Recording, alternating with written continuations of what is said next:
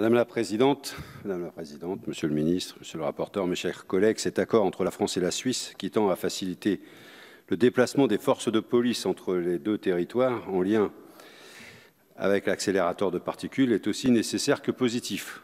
Il ne s'agit que d'une formalité qui est propre au fameux LHC du CERN.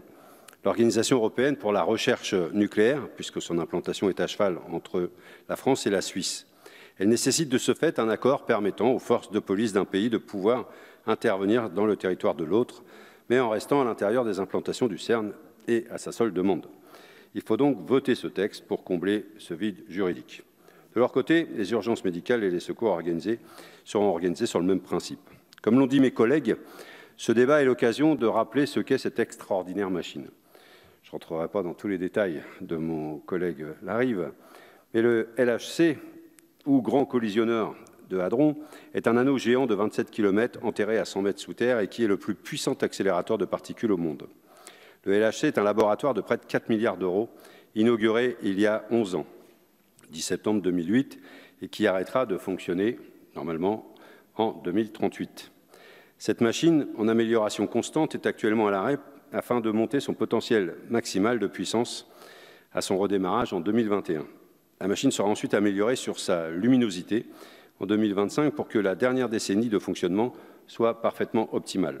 Son objectif est à la fois le plus noble et le plus complexe qui soit, trouver d'où nous venons.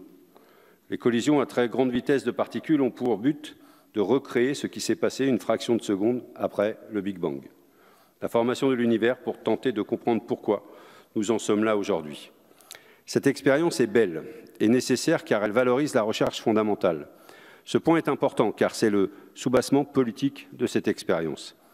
La recherche scientifique aujourd'hui souffre d'un manque crucial de moyens et le CERN ne doit pas être l'arbre qui cache la forêt. Les recherches aujourd'hui doivent avoir une application concrète et très rapide pour pouvoir être financées ou cofinancées par des entreprises privées, vous le savez. De plus, les chercheuses et les chercheurs passent la majorité de leur temps à répondre à des appels à projets dans le cadre de financement par l'Agence nationale de la recherche, avec très peu de taux de réussite au final. Ces modalités de financement contraignent la liberté des chercheurs et brident la recherche fondamentale. Ainsi, la plupart des recherches, qualifiées à tort d'inutiles à court terme, sont mises à l'écart, sans même parler de l'état de sciences sociales qui sombre dans la plus grande pauvreté. La recherche fondamentale n'est plus considérée comme rentable. Pourtant, la force des expériences du CERN, c'est bien de démontrer que cette inutilité productive, pourrait-on dire, permet des découvertes extrêmement importantes pour l'humanité. Un scientifique a dit une fois « On n'a pas inventé l'électricité en améliorant la bougie ». Il faut l'entendre. Il faut que cette majorité qui ne cesse de parler de rupture mette plus de moyens dans la recherche scientifique fondamentale. La future loi de programmation pluriannuelle de la recherche, qui arrivera au début d'année prochaine, sera le moment opportun pour donner à la recherche française des moyens de son ambition.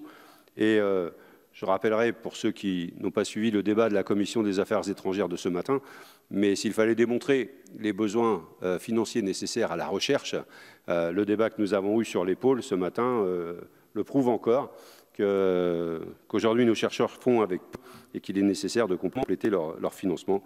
Le débat budgétaire permettra d'avancer sur ce sujet. Si tout le monde se félicite du LHC et de ses réussites incroyables, faisant de l'Union européenne le fer de lance de la physique fondamentale dans le monde, il faudra être cohérent avec cette euphorie et remettre enfin le budget pour nos universités et pour nos laboratoires.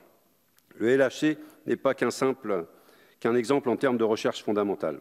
Cette coopération internationale est un creuset de ce que les communistes ne cessent de valoriser pour les relations entre les peuples. L'amitié, le partage, au-delà des différences. Là-bas, ce sont près de 7 000 à 8 000 scientifiques de 80 nationalités différentes qui tentent de travailler de concert avec pour seul objectif de percer les mystères de la physique. Cette réussite nous laisse donc deux leçons que nous devrions avoir en tête. Premièrement, la recherche fondamentale est nécessaire et doit être valorisée bien plus que cela n'est fait en France.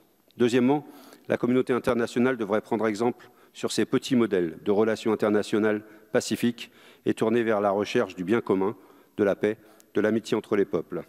Au-delà de ces commentaires, vous l'aurez compris, le groupe des députés communistes GDR votera pour cet accord.